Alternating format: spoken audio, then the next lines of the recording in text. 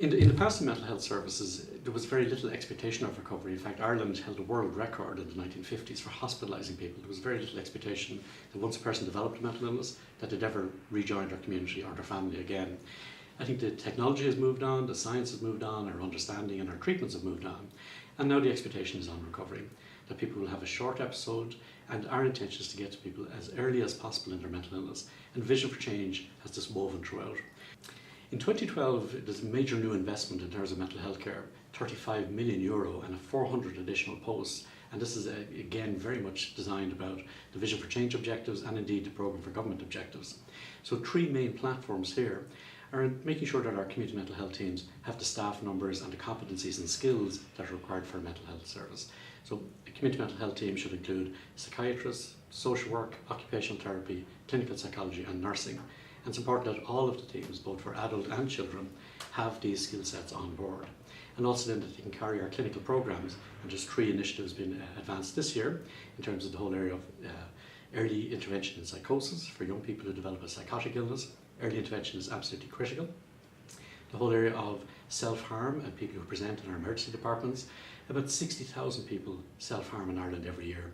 About 12,000 present to our emergency departments. And unfortunately about 500 people will actually complete suicide or die by suicide. We need to have a much more coherent approach across the whole island, and the clinical programme is active in that area. And the third clinical programme is in the area of eating disorder. So again, a very important area, a very sensitive area. We need to make sure we have the staff and the skill sets in place operating in the most effective way.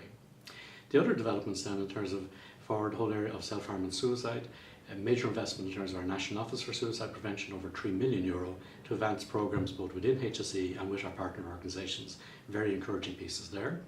And then a very new initiative, again described in the Programme for Government, for people who currently avail of primary care services in terms of they have access to really good quality, evidence-based, counselling-based approaches. And this will be rolling out midpoint in 2012.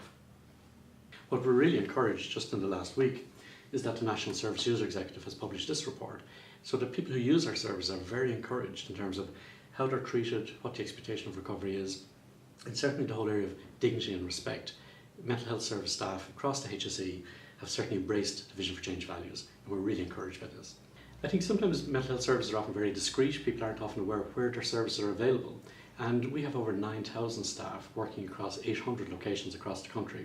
I think there's a lot of encouragement in terms of we have a very committed staff group, we have a very bright group. Certainly our international colleagues who visited us just in the last 12 months were absolutely blown away by the calibre and quality and commitment of our staff, and I think we're very, very fortunate in that way. So I think as we develop additional staff and bring on new skill sets, I think there's a great enthusiasm and encouragement for people working in the mental health arena in Ireland. I think it's important to acknowledge that we have fewer staff than we had before, so every one of our staff has had to adapt to new roles, working in a new way, developing new skills, and in taking on additional burdens. I'd like to congratulate and acknowledge the work of staff members who every day come and try and provide a far better mental health service than we've seen in the past, and I'm very encouraged that we'll actually get there very, very soon.